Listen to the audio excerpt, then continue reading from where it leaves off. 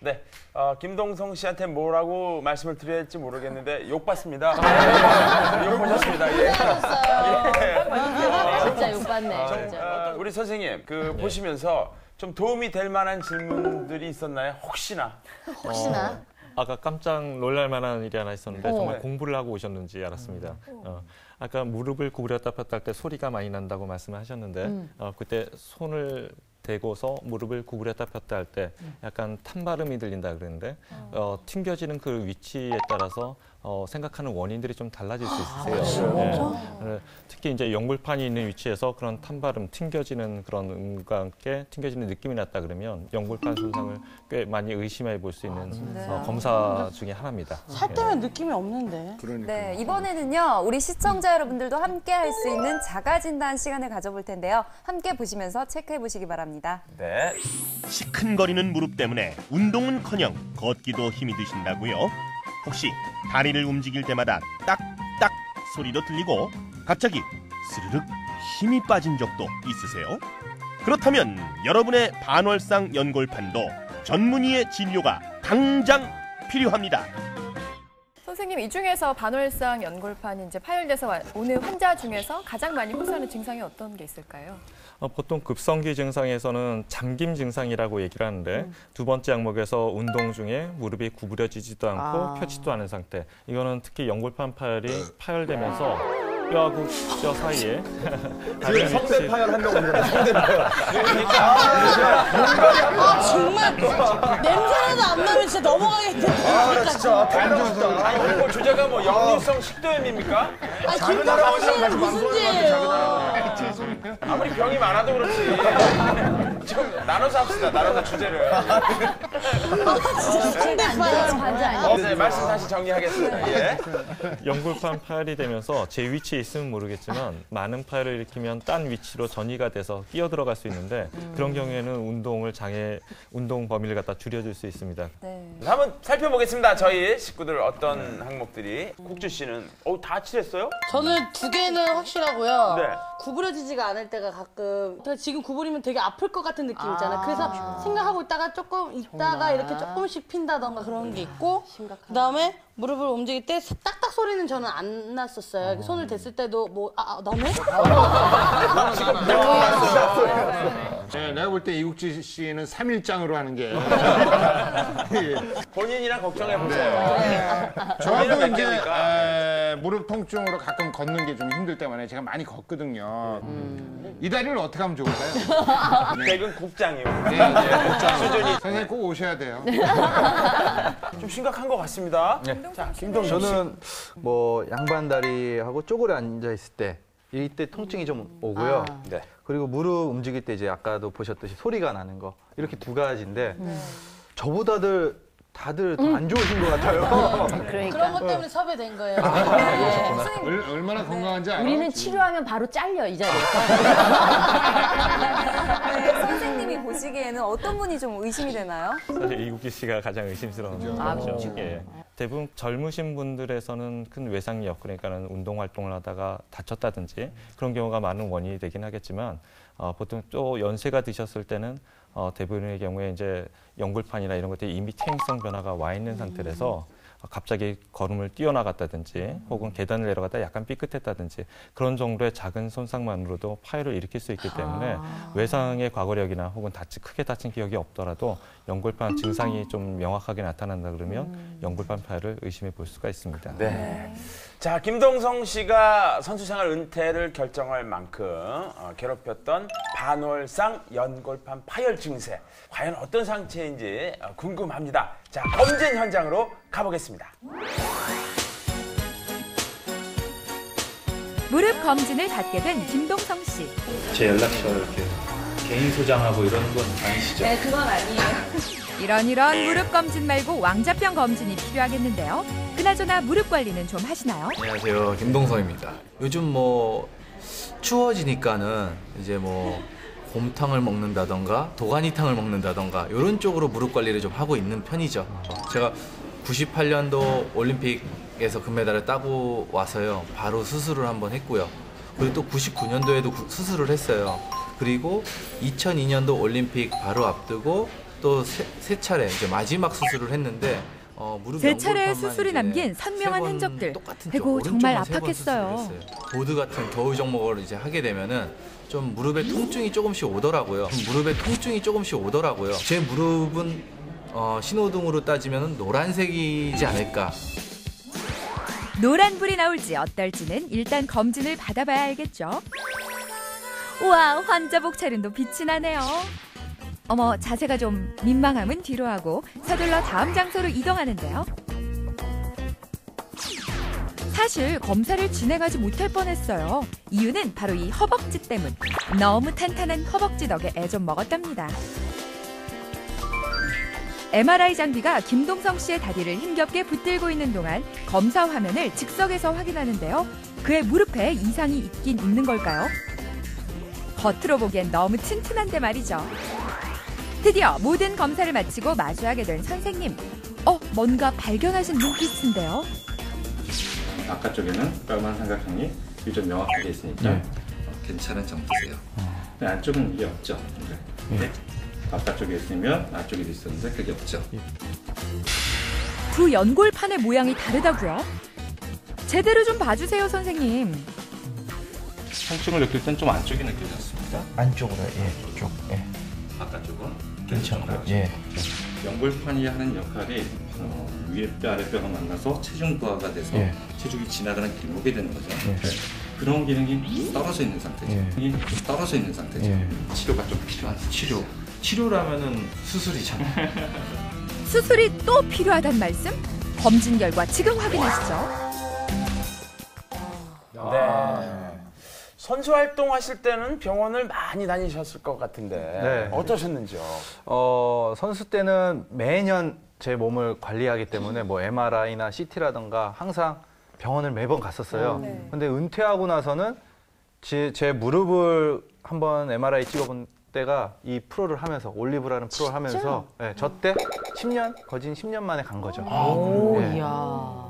참 좋은 잘 프로입니다. 나오셨어요. 잘 기다리셨어요. 지금은 이렇게 화기애애하게 다들 웃고 있지만 어떤 결과가 나올지 10년 만에 처음 받으셨다고 해서 사실 좀 긴장이 되실 것 같습니다. 신호등 앞에 서주시죠. 네, 김동성 씨는 건강 신호등 색깔 어떤 색 예상하시나요? 아까 VCR 보면서 노란색이라고 얘기를 했는데 여기 서니까 되게 떨리고 빨간색일 것 같아요. 왠지 모르게. 그러면 안 되는데. 자, 시작합니다. 빙상의 신, 김동성. 연골이 닳도록 달리고 또 달렸다. 태정상에서 부상 앞에 무릎 꿇을 수밖에 없었던 이 남자. 김동성 씨의 검진 결과 보여주세요. 2001년도에 무릎 수술을 3번째 수술했어요. 계속 이제 운동을 좀 해요. 달리기도 좀 하고 있고요.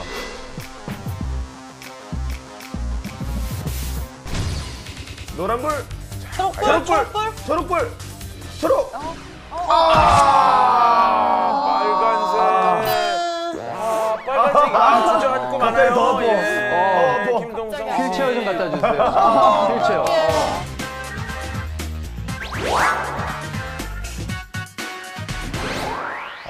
쇼트트랙 자체가 워낙 무릎을 많이 쓰는 운동이잖아요. 어떠십니까, 빨간불?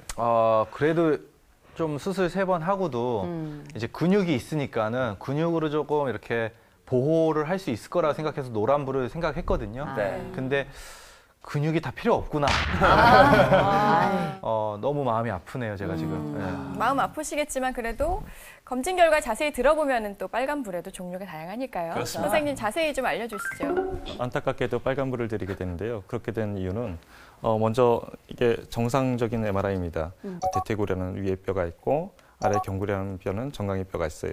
이 두 뼈 사이에 끼어진 쿠션이 바로 반월상 연골판이라고 말씀을 드렸고 MRI 사진상에서는 까만 삼각형 형태로 경계선이 명확하고 주변의 경계를 잘 지어지면서 균일한 까만색 형태를 띠면 정상이라고 판단이 되는데 김동성 씨 같은 경우에는 먼저 우측 무릎에서는 바깥쪽에서는 반월상 연골판이라고 보이는 까만색 삼각형이 잘 유지가 되고 있지만 안쪽에서는 그 전 수술로 인해서 절제술이 되면서 거의 많은 부분이 절제된 상태입니다. 이에 따라서 2차적인 이제 관절 연골이라고 하는 뼈를 코팅하고 있는 막이 긁혀 나가면서 약간의 연골 연화증 소견이라든지 관절 연골 손상을 보여주는 소견이 관찰되고 있습니다. 또한 좌측 무릎에서도 역시 바깥쪽과 안쪽에 같은 까만색 삼각형이 유지가 되고 있으면 정상 소견이나 바깥쪽에는 유지가 되고 있지만 안측에선 이 까만 삼각형 안에 하얀색으로 보이는 선이 쭉 가면서 내측 반월상 연골판에 파열된 소견이 관찰되고 있습니다. 저는 오른쪽만 계속 아파가지고 수술을 3번을 했는데요. 지금 왼쪽도 파열이 돼 있다고 그러셨거든요. 근데 왼쪽을 지금 수술을 해야 되는 입장인지 제가 반월상 연골판이 하는 역할이 충격을 흡수하는 역할과 무릎의 모양을 맞춰주는 역할을 하는데 파열돼 있으면 충격을 흡수하는 역할이 제대로 기능을 못하는 경우가 많습니다. 더군다나 제 위치에 차지하지 못하고 다른 데 위치에 끼어 들어갈 경우에는 오히려 관절 연골을 손상시키는 없으니만 못한 조직이 되어버리기 때문에 그건 적극적으로 치료가 돼야 되는 이유가 되고 특히 김동석 씨 같은 경우에는 아까 말씀하신 대로 근육량이나 이런 것들이 충분히 발달되어 있는 상태이기 때문에 그것 또한 충격을 흡수하는 기능을 하고 있으니까 보통 사람들이 느낄 수 있는 반월상 연골판의 손상의 그런 증상보다는 훨씬 더 적게 느끼고 있는 편이라고 말씀드릴 수 있죠. 그럼 저 김동성 씨 같은 경우는 어떻게 수술을 어떻게 해야 하는 게 좋나요?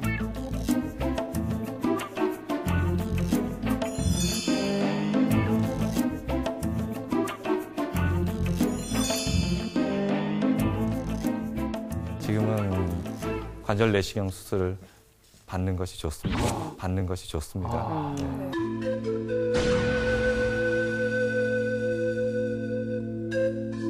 내키지 않으세요? 저요? 협찬으로 해주시나요? 협찬으로 해주시나요? 연예인병 들었네, 연예인병. 제가 지금 영어를 되게 관심이 지금 많은데요. 수술은 어떻게 하는 건지 되게 궁금해요. 대부분의 경우 반월상 연골판 손상은 관절 내시경이라는 방법으로 치료하게 됩니다. 마취된 상태에서 무릎에 0.5cm 상처 2군데 정도를 뚫고 작은 소형 카메라를 무릎 안으로 넣은 다음에 직접 손상된 부위를 갖다가 눈으로 관찰하면서 작은 기구를 이용해서 절제술 혹은 봉합술을 하는 게 관절 내시경으로 치료하는 방법입니다. 수술 전 사진으로서 위에 뼈가 있고 아래 뼈가 있고 그 뼈 사이에 낀 쿠션을 이걸 반월상 연골판이라고 부르는 조직이고 보시다시피 여기서 이런 방법으로 파열이 된 형태가 보입니다. 이걸 작은 기구를 이용해서 뼈에 끼이는 부분만 곱게 다듬어내면 다듬어낸 수술로서 수술 시간도 짧고 상처가 크게 나질 않기 때문에 수술 이후에 회복 기간이 짧아서 좋은 장점이 있는 수술 방법입니다. 저는 무릎 하면 어머님들이 떠오르거든요. 그렇죠. 네, 어떤 여성과 특히 뭐 갱년기와 특별한 연관이 있을까요? 갱년기 때는 역시 그 폐경하고 연관성이 많고 폐경 시에는 에스트로겐 호르몬이 분비가 혹시 줄어들면서 모든 조직이 조금 약화되고 충격을 흡수하는 기능이나 그런 것들이 떨어질 수가 있는데 그런 상황에서 대부분 50대 초반 중반에서 오는 갱년기가 아직은 연세가 젊으신 상태이기 때문에 과도하게 쓰여지는 상태가 될 수 있습니다. 연골판이 약해진 상태에서 작은 충격을 받게 되면서 또 파열이 될 수도 있기 때문에 중년 여성분들한테서도 많은 파열이 관찰되고 있습니다. 네. 미리미리 평소에 관리하는 방법밖에는 없겠네요. 예. 네, 그렇죠. 우리 손쉬운 예방법 있으면 좀 알려주십시오. 보통 특별한 운동보다는 오히려 생활 속에서 가볍게 할 수 있는 운동 방법들이 더 좋은데 무릎을 쭉 곧게 편 상태에서 허벅지에 힘을 딱 주고 뒤꿈치를 천천히 들어 올립니다. 그리고 나서 2초에서 3초 정도 유지를 하다가 천천히 다시 내리는 것. 이것은 허벅지 힘줄과 종아리 힘줄을 갖다가 같이 발달시켜주면서 무릎을 앞뒤에서 보강해줘서 무릎의 흔들림을 줄여줌으로써 충격 흡수하는 운동입니다. 또 한 가지로서는 그 등과 허리를 벽에 붙인 상태에서 천천히 벽에 기댄 상태에서 내려와서 2, 3초간 유지를 한 후에 다시 벽을 밀듯이 천천히 올라감으로써 허벅지 앞쪽 근육과 뒤쪽 근육을 같이 발달시켜주는 운동 방법이 되겠습니다. 굉장히 좋은데? 보통 한 번 실시할 때 15회 정도 하는 것이 알맞을 것 같습니다. 특별한 요령이 필요한 게 아니고 생활 속에서 할 수 있는 거여서 쉽게 여러분도 하실 수 있을 것 같은데요. 시청자분들도 한번 따라해 보시면서 무릎 건강 챙겨보시기 바랍니다.